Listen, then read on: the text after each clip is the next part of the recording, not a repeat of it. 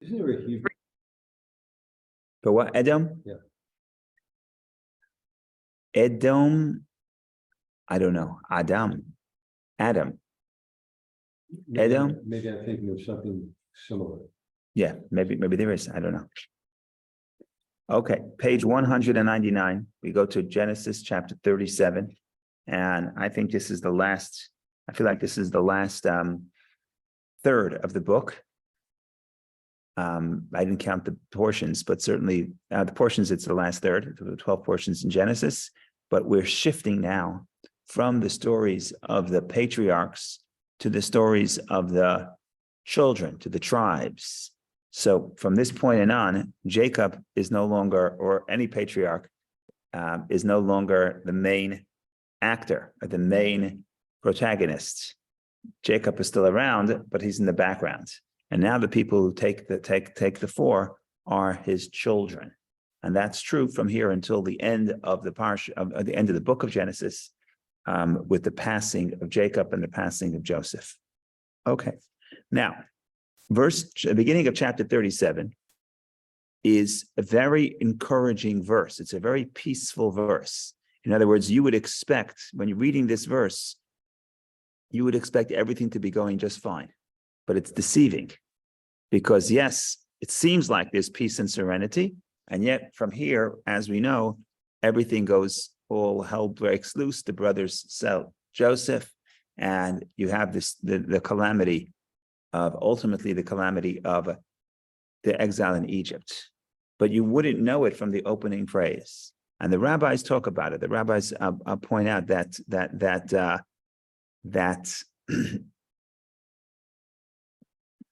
discrepancy.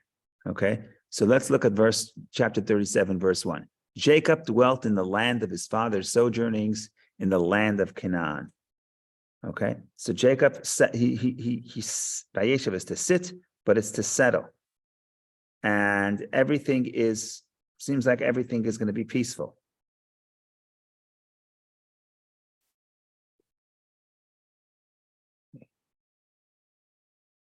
I'm going to show you the Rashi, because there's a Rashi here. It's in verse 2, but it refers to verse 1. So we're going to skip we'll skip a little. We won't have to read the verse yet, but I'm looking at, if you see that on the screen, does the ArtScroll have it? The ArtScroll probably has it as well. Yeah, the ArtScroll has it too, in comment number 1 on page 198, right? Comment number 1 where it says Jacob settled. I'm just going to read from Rashi directly without the ArtScroll's rendition. Rashi says like this.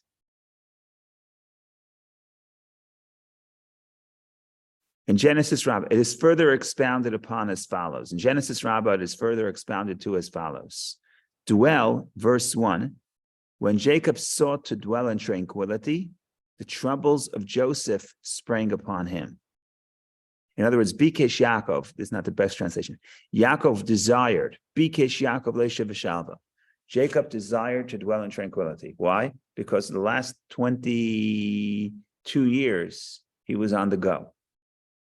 He escaped his brother, and he was with Lavan for 20 years. Then he's coming back, and he had the story with Dinah being abducted, and that battle with the city of Shechem. And finally, and then meeting up with Esav, all that. Finally, he settles in the land of his father's sojourners. In other words, probably in or around Hebron in Israel. And what does he want? He wants shalva. He wants serenity. And the Medrash says that as soon as he wants serenity, the problem of Joseph, how do they translate it? The troubles of Joseph sprang up upon him. Now, you could say just a coincidence. The guy wanted serenity, it didn't happen. But now the Medrash says this is a broader pattern. The righteous seek to dwell in tranquility. Said the Holy One, blessed be He. What is prepared for the righteous in the world to come is not sufficient for them, but they seek also to dwell in tranquility in this world. In other words, it sounds like from the Medrash that the Torah is actually a little bit, I don't want to say upset, but not happy with Jacob's desire. Why? Because where's tranquility? Tranquility is in the world to come. This world is not a place for tranquility. That's what it seems like the Medrash is implying. Jacob shows up. He wants to, after all these years, he wants to dwell in tranquility, but it doesn't work. And from here, he has the problem with Joseph. And we know that maybe not in his lifetime, but the problem of Joseph ultimately leads to the ultimate calamity, which is the exile in Egypt for 210 years. Sounds like this is all a problem because Jacob wants to dwell in tranquility, and the righteous want to dwell in tranquility, and dwelling in tranquility is not a good idea, and that's why the problem with Joseph springs up. So what are we to make of this? What's wrong with tranquility? What's wrong with rest? Well, you can't truly appreciate tranquility unless you have some chaos in your life. Right. He had plenty of chaos, and he no. You need the comparison. Yeah. In many aspects of life to truly appreciate. Yeah, I agree. I fully agree. And therefore, Jacob, yes, when he was a young man, he was not looking for tranquility. But at this point, you say he's ready for retirement. In other words, retirement from the troubles. He's away for 22 years. He had other trouble once he gets back. He thinks he's ready to settle. At this point, he is, I think, almost 100 years old, right? Because he passes away at 127 years old. No, he's 90 years old. He's almost 90 years old at this point. Okay, he passes at 127. And then he has 22 years, Joseph is away, and then 17 years in Egypt. Okay, so he's almost 90 years old. So he says, I had enough. Yeah, I understand you need difficulty, but he already went through the difficulty. And finally he came back in full circle, back to his father's home. His father was still alive. He didn't meet his mother, as we discussed, but he meets his father. So he wants to dwell in tranquility. What's the problem? So it seems that in some sense, Jacob, and of all the people, the trouble of Joseph, that's what the Medrash says, the trouble of Joseph. We could say the brothers, the Egypt, trouble of Joseph. So one interesting interpretation that I read is as follows. Jacob himself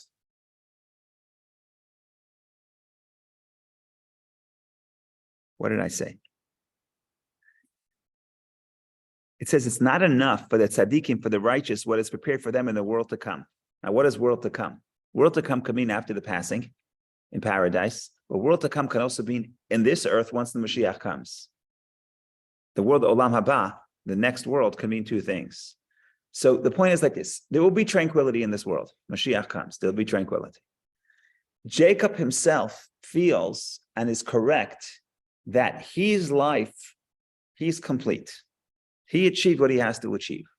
And the Kabbalah talks about this, that when he sends to Esav, and he meets with Esav, Jacob is assured that the Mashiach can come because he feels he's ready. And he's sending the messengers to figure out whether or not Esav is ready. Turns out Esav is not ready. Okay. So in other words, Jacob's perspective is, like Steve says, he went through the difficulty and he achieved what he has to achieve. He fulfilled his purpose, so to speak. He refined himself. He's ready for Olam Haba. He's ready for the world to come. I don't mean to pass on, but I mean to have tranquility in this life. But that was incorrect. Why is it incorrect? So we'll see what the problem that sprang up, and you know what's incorrect. What sprang up? The problem of Joseph. What's Joseph? What was Joseph's model? Joseph, more than any of the brothers and more than any of the patriarchs, Joseph's idea was to influence the rest of the world. You'll see later in the dreams. Joseph influences the world, becomes the viceroy of Egypt. More than Abraham, yes, because Abraham was a moral teacher, but he didn't get involved in the economy, right? To get to the point where you're literally ingrained within society and influence society from within, that was unique to Joseph. And yes, Abraham does want to influence. Of course, the message is universal, but the question is, are you embedded within the rest of the world? Even though Abraham has thousands of followers. Thousands of followers, correct. But again, they were also, Maimonides talks about the fact that they didn't last after he passed away. In other words, they had to be under his influence to be able to retain the teachings and the inspiration. The moment Abraham passes, they sort of disappear. In other words, they leave the influence of Abraham, as opposed to Joseph, who teaches the Jews how to be in Egypt. and the Jews go to Egypt. This is a whole different point. This is the exile. And the part of the purpose of exile is to bring the people to the broader society. In other words, so going back to our discussion, Jacob is ready for tranquility if the purpose was to correct Jacob, to refine Jacob, or even the family. But since the purpose is to refine the world, then we're not ready for tranquility for tranquility yet. We're just starting the work. And Joseph, the trouble of Joseph, means the story of Joseph, means the mission of Joseph represents this truth that the job of the Jewish family is also to influence the rest of the world. And that's what Joseph models, but it's also what exile models. Because from the perspective of the Kabbalah, also the Medrash, but the Kabbalah highlights this. The exile is not necessarily a punishment, but it's also a way of spreading the light and influencing the nations of the world. Especially if you think about the Egyptian exile, where nobody's sure why it happens. Nobody's sure. The Torah doesn't say explicitly why we are destined to be enslaved in Egypt, right?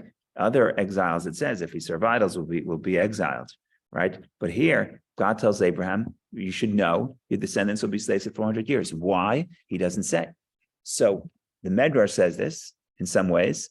Medrash says that the Jewish people were sent to exile only that there should be converts added to them, which is a very interesting statement. So we're in exile for 2,000 years or more, if you count the earlier exiles, just that some converts should join, right? So the point is, that's how you interact with the world. That's how you refine the world. It's a broader theme of exile, not just punishment. So in some sense, that's what Joseph represents. And at this point, the story of Jacob is concluded. Jacob himself says, I'm ready for tranquility. But God says, the world is not ready yet. Maybe you're ready, but the world is not ready yet. And the story of Joseph is going to help take the message of Jacob and influence the world, because again, that's the model of Joseph, even more than Abraham, perhaps. And certainly exile plays into that theme as well.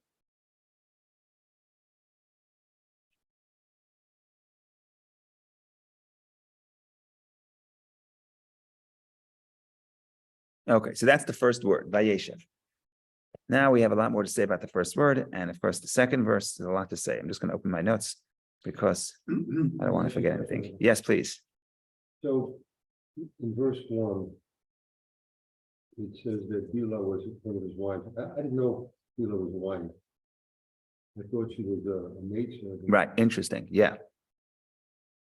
Yeah, so that's in verse 2. It refers to Bilhah as the wives of his father. Now, I'm not sure what the answer to that is. My guess is it's all relative to what? Relative to Rachel and Leah, they're the maidservants. Relative to Jacob, their wives. You think about their status, quote unquote, right? So he marries them. If he marries them, he has to treat them as a wife. Bilhah and Zilpah are the maidservants of Rachel and Leah, but they're not the maidservants of Jacob. They're the wives of Jacob. If some people talk about this when they say that Sarah tells Abraham that when Hagar was mistreating Sarah or rebuking Sarah, Sarah tells Abraham, take care of this. And he says, here is your maidservant in your hand, do to her as is good in your eyes. What is he really saying? He's saying, she's your maidservant, she's not my maidservant. She's my wife, right? So you see that there could be a different relationship with a different person. She's Jacob's wife, even though she may be Rachel's maidservant. So I think that probably is correct. There probably wasn't a strict definition as there is today.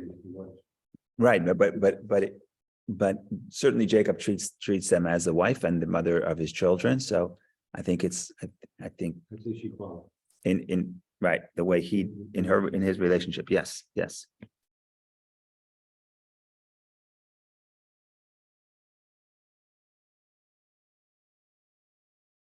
So in terms of tranquility and chaos, could you draw a parallel, or is it fair to draw a parallel between the Hasidic philosophy of going and returning? Right, In that when you leave, you go into the, let's say, the business world, right, you're going into the world of chaos. right. And decision making, et cetera, and you return. To the- tranquility on Shabbos. Right, or Yeah, you I mean, can, yeah, Is that a valid comparison? I think so. I'm just trying to look at the broader point here. Because you've always stressed, leaving and returning. Yeah, so there's always running and returning, so there's movement, it's not tranquility. Right, there's always moving, running and returning, so the Kabbalistic way of life is that there has to be a tension. There has to be a tension between the desire to become closer to holiness and then the return to the physical world. And if you're stationary in one or the other, if you're stationary as a spiritual being or stationary as a materialistic being, you're not in a safe place. If you're too spiritual, you're not affecting the world. If you're too materialistic, you're going to get drawn in and you're not going to affect the world either. You're not going to influence the world. So the model is that there has to be running and returning. That's the pulse of life. So there's never rest. I want to rest, but if my heart rests, I'm in trouble, right? So there has to be that pulse, that life is about moving, running and returning. Understood. Yeah. But the running is the process by which you return to the tranquility. So If you define it as a tranquility, yeah. So returning is the state of tranquility. In a way, 6 days a week, you work and then Shabbat you rest. But the question is the rest the goal? Or the rest is to rejuvenate for the next challenge, right? You could think about rest is I'm done.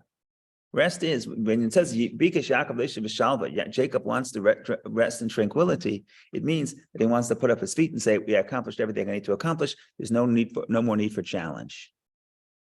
And the reality is that in his case, the Jewish story needs challenge because even if he was perfect, the world was not perfected yet. As we know, it's taking at least another 7,000 years to perfect it. We're not there yet. We're very close, but we're not there yet. We're close. Yeah. We could talk about that another time, but we're close. Wow. Yeah, it's because it's cumulative. And you get to the tipping point. And once the tipping point happens, it happens very quickly. But a lot of things are happening under the surface. But that's another discussion. We'll get to that another time. But the point here is that, so for him, we're not done yet. But I think what you're alluding to is personally, every person, we like to think of the goal as tranquility. What do you want in your life? I want to relax. What do you want? Right? Ultimately, that's what you want. But the reality is that what Hashem wants, challenge, is a way of growth. And that's what the Hasidic commentary says, maybe is a takeaway for us, that we look at challenge as something that's in the way between us and what we want, which is tranquility. But the reality is challenge is an avenue for growth. Talked about this in the past, but the Hebrew word for test, nisayon, test or challenge, nisayon, is the same word as uplift. Harim nisi, lifting up a banner. And the point is, that's why there's so many tests in the book of Genesis, and that's why Abraham was tested, because a test just means a difficulty allows you to grow to a higher level. So when you say, Jacob says, I don't want any more challenges, essentially, what that's saying is, I don't want any more growth. Right? That's really what it is. And that's what we want, but that's not what Hashem says. That's not what this life is about. Right? This life is about growth, and therefore there's going to be challenges. And the challenge is an opportunity for growth. And the greater the challenge, the greater the opportunity for growth. So it's very different than what we want. Right? We want to have a good time, but we also want rest. We want tranquility. We don't want challenge. We want shalva, serenity. Okay, serenity is a nice thing. It's a goal. It's in the future we'll have serenity in your life. There'll be moments of serenity, but ultimately, if God sends you a challenge, it's because God is saying there's still room for growth. So that's the way we look at the story. Okay, let's read verse 1. And we want to think about verse 1. There's a few ways to read it. One, it's contrasting this to what we read earlier about Esav's children. or we can read it about Jacob. We'll read a little bit of both. Jacob settled in the land of his father's sojournings in the land of Canaan. Okay. Migure, sojournings. In Hebrew, modern Hebrew, lagur is to live. In biblical Hebrew, lagur is to live as a ger, as a foreigner, as a sojourner. So the word ger means lagur, it means living not in a settled way. You're living here as not as a resident, maybe resident, not as a permanent resident. You're here as a, you're in transit. You're not permanent. And which is very interesting because the land of Canaan, he lived in the land of his father's sojournings. His father, more than all the other patriarchs, never sojourned. He never journeyed anywhere. He always stayed in Israel. Abraham came from Aram Naharaim, from Haran. When there was a famine, he went to Egypt. When there was a famine, he went to Gerar. Abraham was on the move. Jacob also left to Haran and to Egypt. Isaac himself never moved anywhere. He was always in Israel. So it talks about, yet it says that Jacob settles in the land of his father's sojourners. So, in other words, Isaac, when he lived in Israel, he lived as a sojourner. In other words, he lived a temporary existence. He didn't settle. And what does that even mean? So one interpretation is Isaac is intensely spiritual. He doesn't see himself as someone who cares much about the materialistic world. So even though he lived in Israel his entire life, but it was sojourner, he was on the go. He wasn't permanent. And that was his attitude toward life. And in some sense, it could be what's happening here by some readings. Jacob is doing the same. Jacob is sitting. It says settled, but settled is not. He settles in the same way that his father settles. In other words, he too is not going to have a permanence, and we'll talk about that in a minute. I want to take this in two places, but first I want to say the story.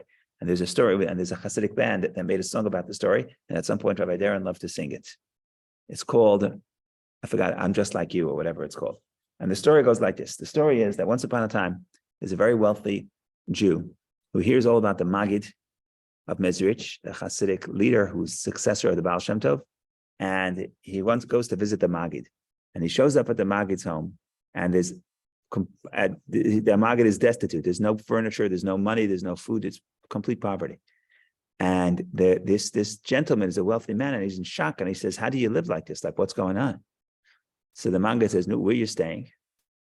So there was no 5-star hotel in Mezrich. So he gives the name of the inn. So the Maggid says, I don't understand. He says, a guy like you, you're so prominent, you're so wealthy, you're going to stay at this little inn. I mean, how could you live that way? So the guy says, look, he says, I'm just traveling. It's not I live here. I don't live here. I'm traveling here for a night. I could stay at a cheap hotel. What's the big deal? I'm just living. I'm just traveling. So the Maggid says, I'm also just traveling. Right? In other words, for him, the whole life, okay, you need furniture. You're just, it's not your home. Your home is in the world to come. You're just traveling. That's not so terrible. So that story captures how Jacob is living. Jacob is living in the land of his sojourners. Now, not Jacob, Isaac. Now, in some sense, Jacob also has this attitude. What do we compare that to? We compare that to the previous chapter. The previous chapter is Esav's descendants. Esav moved to Seir, and they settle, and they conquer, and they become kings. And for them, the materialistic existence is very prominent and and front and center in their life. And they're settling in the physical world. That's what they know. And now we're saying, yeah, but the family of Jacob, like his father, for them, their existence is more complex because for them, the material success is okay, but that's not everything. That's not what life is about. That's more transient. That's not their permanent value. That's not what they value. So that's one way to read it. Another way to read it is, and I said this in the past many times, but I'll say it again. Another way to read it is that Vayeshev means permanence. Jacob settled permanently in the land of his father's sojourners. What's happening? And this also ties into what we said about the trouble of Joseph. And this is from the Kli Yakar, and he looks throughout the entire book of Genesis. It's a beautiful interpretation. I like it a lot. That's why I say it every time. He says like this. He says that if you look at the promise to Abraham, it says that his descendants will be enslaved, will be in a foreign land for 400 years. Now you do the math. We know that the Jewish people were only in Egypt for 210 years. Of that, the slavery was 86, but they were only in Egypt from the day Jacob goes to Egypt until they leave is 210. What happened to the other 400 years, to the remainder? So the answer, according to the Kli Yakar, is that it doesn't say they're going to be enslaved for 400 years. It says they're going to be in a foreign land for 400 years, and they will be enslaved. So the enslavement could be any part of the foreign lands, but they have to be Ger Zeracha. Your descendants are going to be a foreigner for 400 years. Says the Kli Yakar. He says like this. He says, the patriarchs, when they're living in Israel, they have to live as sojourners.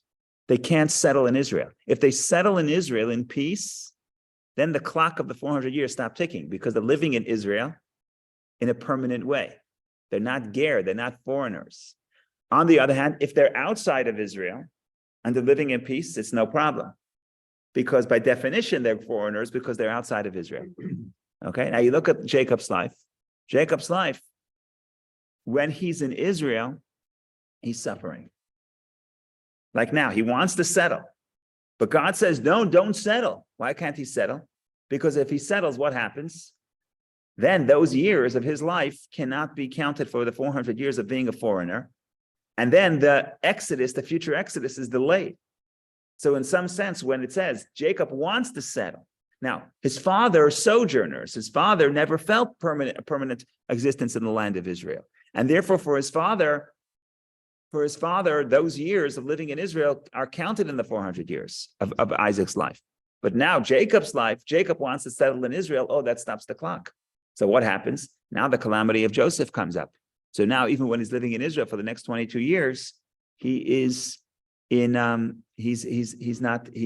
pain and he's not settled. And what that does is that makes it that existence. He could still be a ger, could still be a foreigner. Now, when he goes to Egypt, ironically, his best years are in Egypt. But that's what it says. 17 years. He says the best years he had in Egypt. The last 17 years of his life. But that's okay because that's outside of Israel. So that could be counted in the time that God tells Abraham, your descendants will be foreigners in a foreign land because they are foreign. He's in a foreign land. So that's one way to read what's happening here in the verse number 1, that Jacob is living, he's trying to settle in the land of his father's sojourners. And the term Vayeshev, either it means he's transient like his father, he's dwelling like his father, or it means, no, he was trying to settle permanently, and that's a problem. And that's why Joseph, and that's why the problem with Joseph arises. Oh, go ahead. Ian. Question. Yeah. I just want to ask you about the first parable, which I liked, about the rich person going to see the magnetic Yeah. message. What about the aspect of time? I mean, so the guy goes there for an evening, right? Yeah. 80 years. What's 80 years? I mean, he's got children, he's got a wife, he's got Okay, grandchildren. but the question is the physical existence, is it considered, that's the point, is it transient or is it permanent? If my existence, all I know is the physical world. So for me, this is the existence. If you're in touch with your soul, so your soul is eternal, and the life on this earth is 70, 80 years. So what's the worst thing that's going to happen? You're going to have a bad night, but you don't live here. Okay, you live here for a few decades, but a few decades is only significant in relation to from our perspective, but in relation to eternity, what's a few decades? So now you're saying, 1 second, you have responsibility and you have to take care of your family. Of course, you have to do that. But the question is, what is your attitude? In other words, like this, let's say you have a bad day. Let's say you have a day and 2 things happened. Let's say you lost $1. So in other words, physically, something bad happened, but spiritually, something good happened, right? So what is your attitude? How do I define this day? Was this a good day or a bad day? In other words, what makes me happy? What makes me sad? Right? So that ties down to what is my underlying values. If my underlying values is materialism, then what determines whether or not I'm happy or uplifted or sad is my physical state. But if I'm righteous, if I'm tuned into spirituality, then okay, so physically I'm suffering a little bit, but spiritually I did a mitzvah. Spiritually I have another Jew. Spiritually I connect to another person, to connect to God. I'm the happiest I can be. So I don't have the physical. Not that the physical is a problem, but that's not the defining factor of how I see myself and how I see my success and how I see my happiness. Now, I'm not saying I'm on that level, but I'm saying that in some sense, for the Jew, what's meaningful to you is not just physical, it's also spiritual. And if you're righteous, then that thing is heightened. If you're the Maggid, then the whole life is 80 years. Okay, it's 80 years. Well, King David says this. Life is 70 years. If it's a lot, it's 80 years. And he says, and for God, 1,000 years is like one day, right? So you take the perspective of the spiritual, take the perspective of the godly, and whatever can happen to you in this life is not that significant in relation to the broader life, which is the spiritual life. So that's the perspective of the spirit of the spiritual person. Again, I'm not claiming to be in that camp, but I'm claiming to say that every person, every Jew has some of that.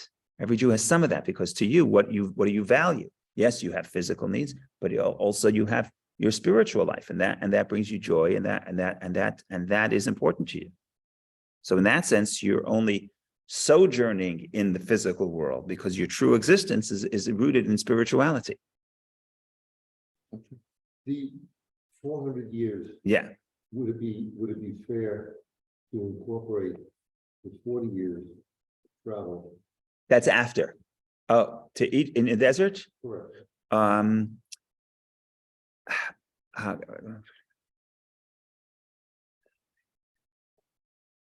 For some reason, it's not incorporated. You're saying technically, they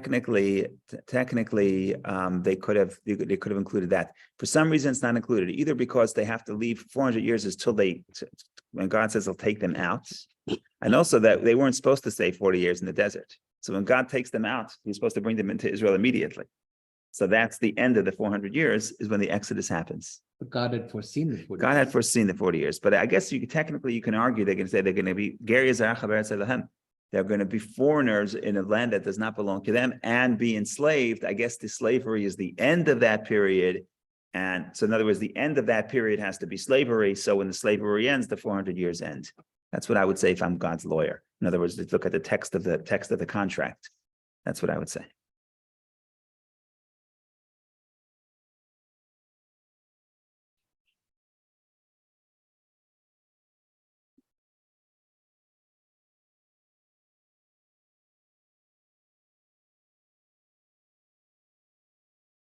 Okay, we start the excitement, because this excitement now we're studying the story about Jacob and Jacob's sons, Joseph and the brothers, and how they sell him, and the dreams, and all the excitement starts just about right now. So we're going to look at verse 2. We're going to look at verse 2 in chapter 37. And it's very interesting that you see right away that the Torah focuses talking about the descendants of Jacob. And what do we say? Right away, the focus, the spotlight is on Joseph, even though he's only one of 12, right? So we're looking at chapter 37, verse 2. These are the generations of Jacob, Toldot his descendants. These are the descendants of Jacob. Now, we know Jacob has 12 sons, but all of a sudden it says, Joseph was 17 years old. They translate when, but it's Joseph was 17 years old, being a shepherd. He was with his brothers, with the flocks, and he was a lad. He was young, and was with the sons of Bilhah and the sons of Zilpah, his father's wives, and Joseph brought evil tales about them to his father. So even before we get to the question of what exactly is happening in this narrative, we know that the Torah says, these are the descendants of Jacob, Joseph. The spotlight is on Joseph. It's very strange. If you have 12 children and you say, I'm writing the chronicles of my family, oh, right, Joseph, he's not even the first, he's the second to youngest, right? So somehow Joseph represents the descendants of Jacob, at least from Jacob's perspective. And the Medrash does all kinds of connections between Jacob and Joseph, that they had a very similar life. In other words, a lot of things that happened to the father happened to the son. And the most obvious one is that Jacob was forced to be away from his father for 22 years when he ran away from his brother Esau, who wanted to kill him. So he was away for 22 years, 20 years, and then 2 years till he got back, but total of 22. And Joseph was also away from his father for 22 years because he was sold as a slave, etc. So there were certain similarities.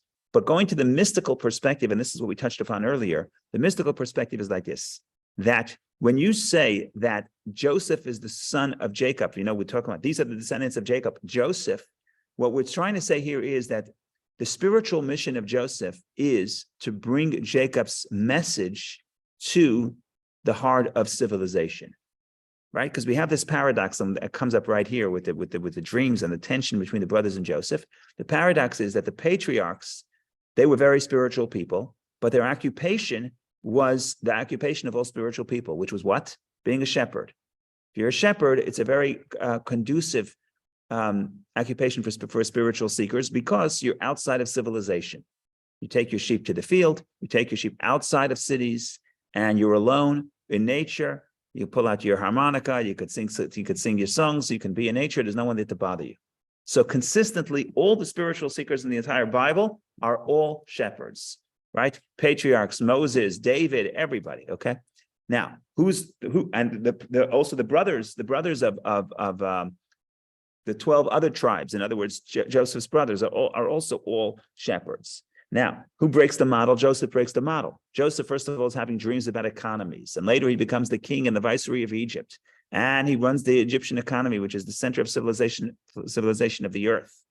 And in a sense, it's a completely different model, that you can be holy even when you're in the city, in a corrupt society, and when you're in a prominent position within the corrupt society. That's what Joseph represents. So when you say these are the descendants can mean biological descendants, but it could also mean the continuation, right? So who's carrying Jacob's legacy? The other sons is more of the same, but Joseph is the one who's fulfilling the task of taking the teachings of Jacob and bringing it to the heart of civilization. And essentially, that's going to be the tension. You talk about why did the brothers hate Joseph to the extent that they wanted to sell him as a slave. So you could say it's a simple story, sibling rivalry, and I'm sure people would say, yeah, I would also want to sell my brothers. I mean, I don't always get along with my brothers, but to sell one is a little extreme. But from the Kabbalistic perspective, there's a lot more going on here. What was at stake is not only the father's attention, but it was the father's endorsement to Joseph's spiritual path. And for them, that spiritual path is a disaster. For them, they understood spirituality as secluding from the world. If you want to remain moral, you can't go to Egypt. You can't go to the Egypt and get involved in that corrupt society. You have to take your sheep and go to the field. That was their vision of what a moral life looks like. And here Joseph has his own idea, and the father favors Joseph. So now they feel like their spiritual path would be rejected. They're all going to have to assume the spiritual path of Joseph, which to them, and they were right about that, to them that would lead to moral disaster. That would lead to moral corruption, because Joseph was unique in his ability to teach how you can do that, how you can remain moral and loyal to spirituality in a corrupt society. But that's all starting now. So that's why right away in verse 2, when we start introducing the stories of the children, it says, these are the descendants of Jacob, Joseph. Joseph is the one who's going to carry Jacob to the new frontier. And the new frontier that the other patriarchs did not invest in was the broader world. And it's possible that that's actually why the father liked him, because this was something new, right? This was the one person in the family that's trekking a new path and had new ambitions. So for the father, that could be very, very refreshing.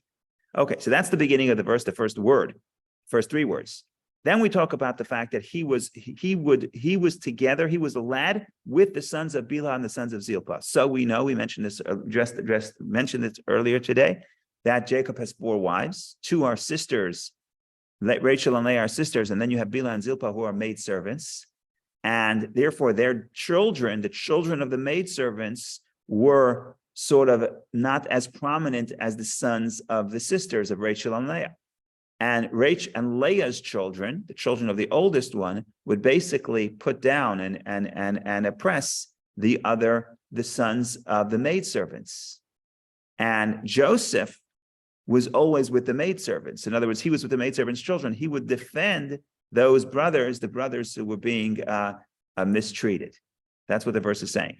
And then the verse continues, and the verse says, he brought evil reports about them to his father. What is it? He would tell his father that your older sons are oppressing the other sons. So you see right away, Joseph, if you knew nothing else about Joseph, the first thing you see, first of all, he's sensitive, and he's sensitive to the oppressed. And that's what we know about him. We also know he's a little bit immature, which is going to play out. Nar, he's a lad. We know he's a lad. He's 17. The Torah emphasizes he's a lad because the way he deals with the differences is not the most mature way. You don't have to run to the father. And you certainly will see in a minute when he has the dreams, you don't have to run to your brothers and tell them about the dreams and sort of provoke their jealousy, right? But that's the Torah already tells you immediately that he's a lad in the sense that he is somewhat immature. Okay, we know the story, so I'll read quickly. Verse 3, Israel, Jacob, Israel. Now we call him Israel. Israel. Verse 3, Israel loves Joseph more than all his sons because he was a son of his old age, and he made him a fine woolen coat. So I don't know what the fine woolen coat is, but the bottom line, I don't know exactly what it represents, but it's somehow a symbol of his unique position in the eyes of his father. And his father is, obviously his father shows favoritism. The Talmud says, terrible idea, never show favoritism to one of your children. Talmud does the math, and the Talmud says that this colored tunic or this fine woolen coat was not very expensive. It's not like he gave him a double portion of the inheritance. He just gave him a little bit more attention, and that was enough to create the great jealousy. But in any case, there's the jealousy. One more verse before we get to the dreams, verse 4. And the brothers saw that their father loved him more than all his brothers, so they hated him, and they could not speak with him peacefully. Now, this is a very interesting verse. There's two ways to read the verse. The rabbis read the verse as a compliment to the brothers. The fact that they could not speak with him peacefully. The rabbis felt that honesty is better than being is that a word, duplicit? So what's happening here is if you hate somebody, don't present yourself as their friend. In other words, honesty in the relationship is very important. We see Rashi here in the shaded box, and they could not speak with him peacefully. Says the Talmud, says the Medrash, from what is stated to their discredit. In other words, this verse seems like it's saying the discredit of the brothers, that they hated him and they were jealous. We may learn something to their credit. In other words, yes, the overall purpose of this verse is to say that the brothers are jealous and they hate him, which is obviously not a good thing. Jealousy is bad and hate is bad. So obviously this is not a good thing. But the Torah is also alluding to there's something good here. And that was as follows, that they did not say one thing with their mouth and think differently in their heart. So that is what the Medrash says. The Medrash is saying, at least they're being honest about their feelings. Okay. Other people read this verse and say, this is actually the root of the problem. The root of the problem is they could not speak with him peacefully. They didn't speak with him in peace. They didn't speak with him. Had they spoken, maybe the story would not unfold the way it did. Maybe the hate would be mitigated, because the problem here, the communication between the brothers would be the problem. And maybe what the verse is telling you, if you have a problem with somebody or something, and if you speak to them and you speak to them and you communicate, then that would create clarity, and that would be able to bring people together. So in other words, you're going to see in a moment, there's going to be disagreement. There's going to be a breakdown in communication between what the brothers think of Joseph's, the way they assess Joseph about why he's telling them about his dreams, and Joseph's true intention. And if they communicated more, maybe this tragic story of the sale of Joseph would have been averted. And therefore, of course, the takeaway is not if you hate somebody, be dishonest. Clearly, the Medrash says it's actually a good thing that they were honest about their feelings. That's good. But then the question is, what do you do about that? Do you just not talk to the other person, or should you try to communicate? And maybe if you have a grudge, if you feel somebody did something wrong to you, you have a grudge against somebody, you're supposed to approach and supposed to talk. And that's also later on in the Torah. The Torah's idea is that not to keep a grudge, but to confront the person.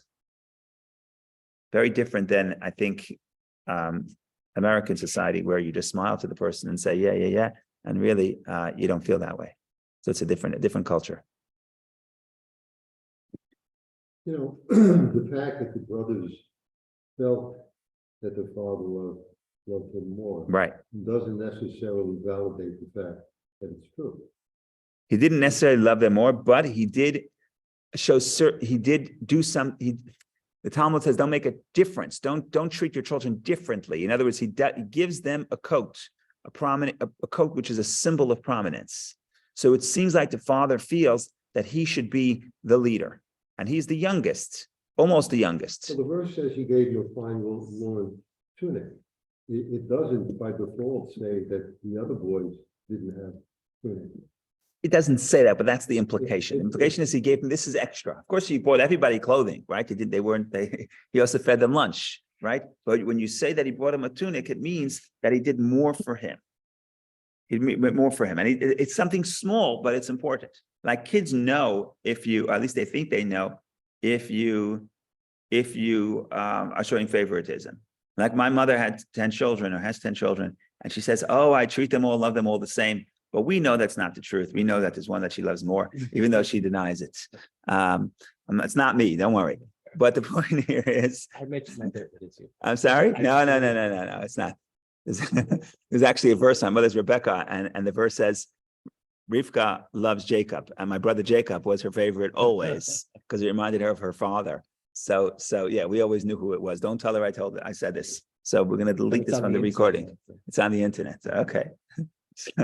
So if someone combs through the 150 lectures of the book of Genesis and finds this, then he's earned the right to hear about this because they went through all the lectures. Okay, fine. Okay, so so it seems like he's doing something to show. He's showing that this person should be the leader. Remember that this is a multi-generational trauma. Remember this, right? Why does he favor Joseph? Because he favored Joseph's mother, right? So Joseph is the second to youngest, but in his mind, in Jacob's mind, Joseph is the oldest son of his favorite wife, of the wife he wanted to marry first, and he only married the other one first because he was tricked into marrying her. So the point here is, from Jacob's perspective, Joseph is the oldest, is the Bechor, is the firstborn, should be the leader. Everyone should look up to him. From the perspective of the brothers, no, this guy's a little kid. Who is he anyway? Right? So that's the tension that happened between Jacob and Jacob's wives now is playing out with Jacob's children. So classic case of the intergenerational trauma. Yes. Yeah. Okay, fine. So that is, we see the love. He loved him more than his sons. Doesn't mean he doesn't love the other sons. He loved him more than the other sons. And the brothers see this and they sense it and they can't speak to him peacefully. Okay, we only have 7 minutes left, but we'll try to run through the story of Joseph's dreams, which is fascinating. And we'll see what we can make of it. We'll come back to it next week, God willing. I don't think we can do all the dreams in 7 minutes. So here we go. Joseph, you see, you can read Joseph in two ways. You can read Joseph as immature lad and looking for trouble, or you could read Joseph as the person who took the message to heart that we just said, and he says, I want to communicate to my brothers. I want to talk to them. Probably was a little bit of both. He probably wanted to talk to them, but he wasn't sensitive. So he was immature. But let's see what happens. So look at verse 5. Verse 5, Joseph dreamt a dream and told his brothers, and they continued to hate him. Doesn't say, that's bad translation. Vayosifu means they added, meaning Vayosifu, they added to the hatred. This conversation not only didn't alleviate the hate, but it added to the hatred. Now, I think that you don't have to be a rocket science to figure this out, that this dream is going to provoke the brothers. But Joseph doesn't realize this, either because he's innocent, either he's immature, or he's just very innocent. So he doesn't understand what it's going to do to the brothers. In any case, what does he say in verse 6 and 7? And he said to them, listen now to my dream, which I have dreamt. Behold, we were binding sheaves in the midst of the field. And behold, my sheaf arose and also stood upright. And behold, your sheaves encircled it and prostrated themselves to my sheaf. So he tells this to his brothers. What do his brothers say? Oh, this is because you want to rule over us. Verse 7, verse 8. So his brothers said to him, will you reign over us, or will you govern us? And they continued further to hate him on account of his dreams and on account of his words. And then he has a second dream, as you know. So we'll read verse 9 to 11. And he again dreamt another dream, and he related to his brothers, and he said, behold, I have dreamt another dream, and behold, the sun, the moon, and 11 stars were prostrating themselves to me. So this is actually even more I don't want to say arrogant, but I guess it's more arrogant, because it's not only the brothers, but it's also the sun and the moon. Who's the sun and the moon? Father and mother. So verse 10, and he told it to his father and to his brothers, and his father rebuked him and said to him, what is this dream that you have dreamt? Will we come, your mother and your brothers, to prostrate ourselves to the ground? Now, the verse says like this. Verse 11 is a very interesting verse. So his brothers envied him, but his father awaited the matter, Shamar means guarded, but Rashi says guarded means anticipated. In other words, the father only appears to be rebuking Joseph because he realizes that when the brothers hear about this dream, they're going to hate him even more. So he's trying to protect his son. So he tells them, oh, this dream is nonsense. Why is it nonsense? Will I come, me and your mother, and bow to you? Why is that the refutation of the dream? Rashi says, your mother is dead, right? Rachel will die at this point. So obviously the dream is not true. Now, the dream happened to be true. So how do we square that? That's another story. We'll get to that later. Rashi says that the moon is not your mother, but your stepmother, Rachel. Bilhah. He's got 4 mothers, but specifically Bilhah, because Bilhah was the one who raised him after his mother died. Because Bilhah was his mother's maidservant. Okay, in any case. But what you see here, that the father, Shamar Tadavar, Rashi says Shamar is not guarded, but anticipated the matter. In other words, yes, the father wants Joseph to be the leader, because the father feels that Joseph's spiritual path is superior. But at least at this point, the father realizes that we're heading toward a disaster if he goes along with the son and endorses his dreams of power and dreams of leadership. So he appears to be saying, this is nonsense, impossible. It's impossible, but reality is he's anticipating that this should happen, which is consistent with the father's view of his son, that his son should be that he felt like the son should be the leader. Go ahead, Vicky, please. Oh, the next. Yeah. Thank you, Rabbi. Thank you for taking my question. I don't know if we have time right now, maybe next time, but can we explore that possibility that Joseph was actually trying to not to confront, but kind of a little bit in a subtle way, let the brothers know that he understood his uniqueness of his mission better than the brothers did, and by telling the dreams was trying in a subtle way to communicate that to the brothers. Yeah, he was communicating. So the But simple. it's not very easy to whether you do it in a subtle way or in an open way. It's always very tricky to. You're saying it's a hard sell. Yes. Hard sell. I'm going to be the leader. I'm going to be the leader, but could you still be my friend? You're saying it's a hard sell. Yeah, but you're saying explore the idea that what Joseph is trying to do is not provoke his brothers and not create jealousy and not sort of be arrogant, but he was trying to communicate. And that's what that's some of the more kinder interpretations are. And it's consistent with the Talmud says. That's with what the Talmud says. The Talmud says that the dream, we had this in the JLI. I don't know if the JLI did the best job at this, but it's a very complex topic. But we had this in the JLI. We just finished about dreams. Are dreams meaningful or not? And one of the things that the JLI class did not explore, but the Talmud talks about, is that the dreams follow the interpretation. And there's actually funny stories where in Babylonia, there were dream interpreters. And you came to the dream interpreter and you told him your dream. And if you paid the premium price, you got a good interpretation. And if you paid the bad price, the lower price, you got a bad interpretation. And this was seen to have some effect. In other words, dream is raw material.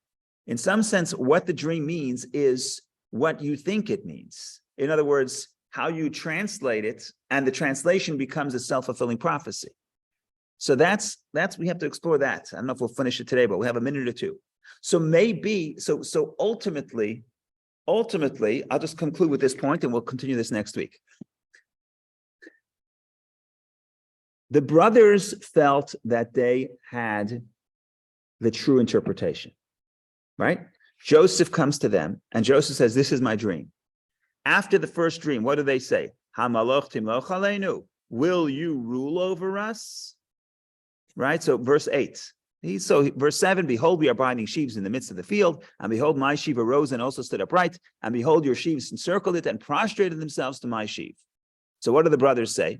So his brothers said to him, will you reign over us, or will you govern us? And they continued further to hate him. Okay, so that's their interpretation. Their interpretation is that the sheaves bowing to the middle sheaf, to Joseph's sheaf, means that Joseph is going to rule over us because we're bowing, we're prostrating ourselves. Obviously, he's the leader.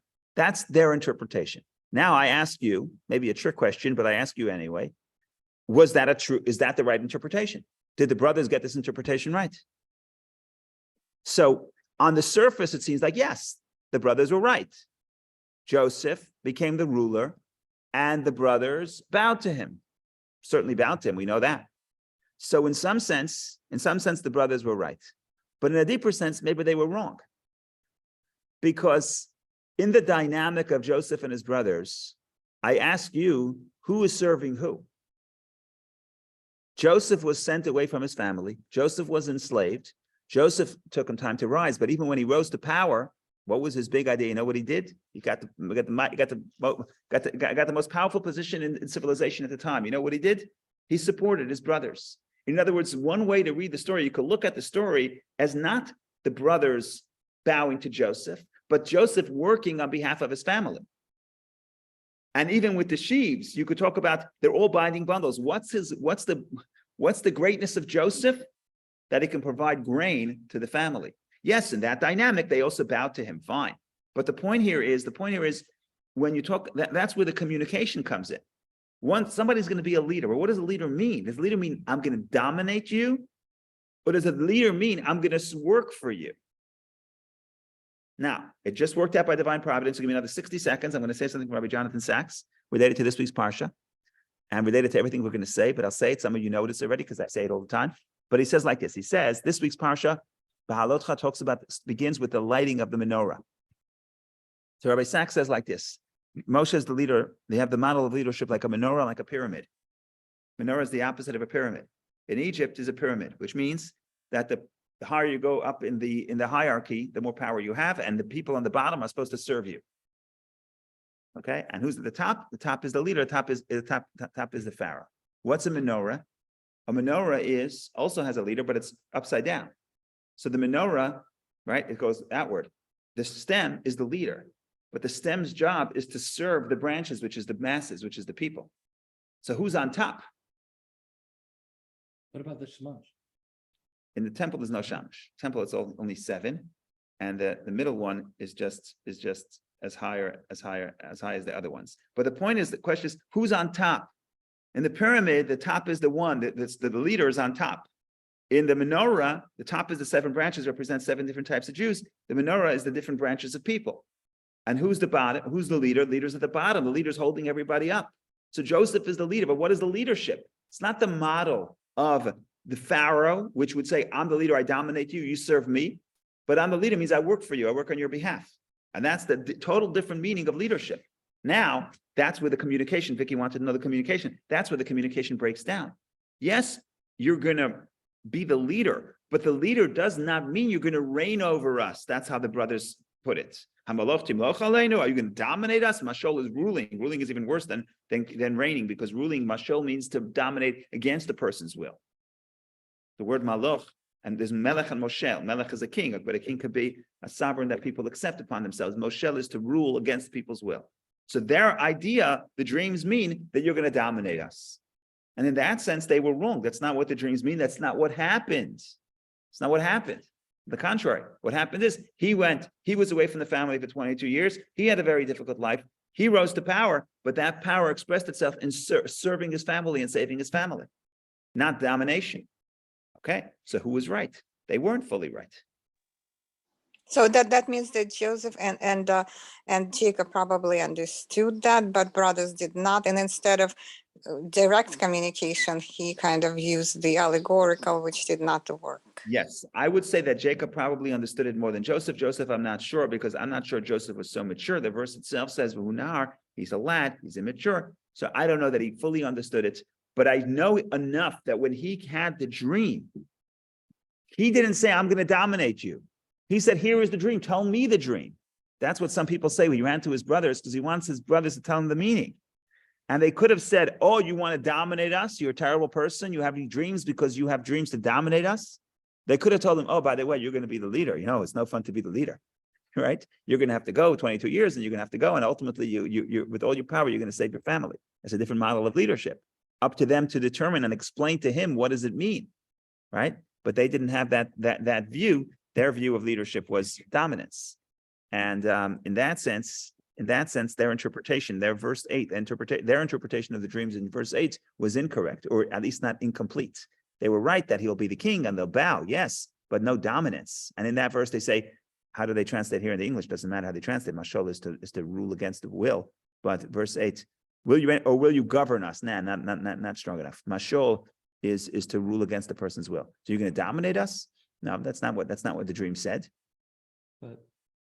Yeah. Because, in modern Hebrew, lemashal means for example, right? Yeah, but Moshel is the ruler. Mashal it's the same letters. I don't know if they're related. I would have to check Shamshin Hirsch to see if they're phonetically, it's two roots that are the same. I don't know if it's the exact same. I have to look into that. Why a mashal, why a parable is the same word as Moshel, ruler or governor. And in retrospect, now that we know the whole story, shouldn't the father have given the code to Judah? Because Judah emerges as the true leader of the Jewish people, and we're Jewish, we're not Jewish. Right? In some sense, the reality is, which we'll talk about this later, but the reality is that there is no one leader. The reality is that there's different paths for different Jews and different tribes. And remember, part of the problem here is that the model of tribes did not exist earlier. Earlier, there was Abraham, Isaac, Jacob. The Jewish story, the Jewish mission was embodied by one person. And here, for the first time, there are different paths for different Jews, and they're all okay. So the brothers should be shepherds. Joseph should be the ruler. Judah has his form of leadership, and Joseph has his form of leadership, and they both have something to contribute, and that's okay. The brothers don't understand that yet. So for them, honoring one is at the expense of the others. It's the exclusion of the others. And from the father's perspective, when you're honoring one, it's not the exclusion of the others. It's this is the leader who will allow the others to express themselves in their own unique way. But there's a shift here. It didn't happen in the previous generation. So you understand why the brothers don't see it that way, because it's a new model. The model of the tribes, that there are 12 different people who embody the Jewish story, and they each are different and each have their own way of expressing themselves. And with the leadership is the same. Leadership was also broken down. Joseph did not remain the leader. He was a leader in some sense. He gets the double tribe, Menashe and Ephraim. Other matters, Reuven gets it. Other matters, Judah gets it. Kingship goes to Judah.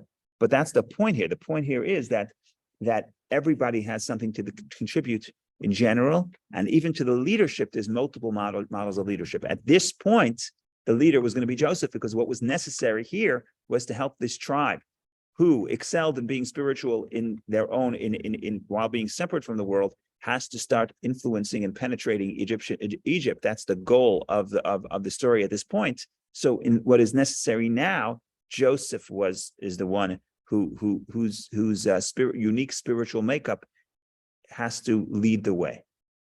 Later, it could be Judah. And if you look at throughout history, almost always before Judah is the leader, Joseph is first. Before David, there's Saul from Benjamin. Benjamin is Joseph because they share the same mother. So there's a lot. You see this repetition that before you get to Judah, you have Joseph in this story. Before you get to King David, you have someone from Rachel's children. Okay, a lot more to say, but we'll stop here. We're way over time. Thank you all for joining. Wonderful week. We'll see each other in good health, God willing. Yes, of I mean, course. thank you very much. Thank you. Sure,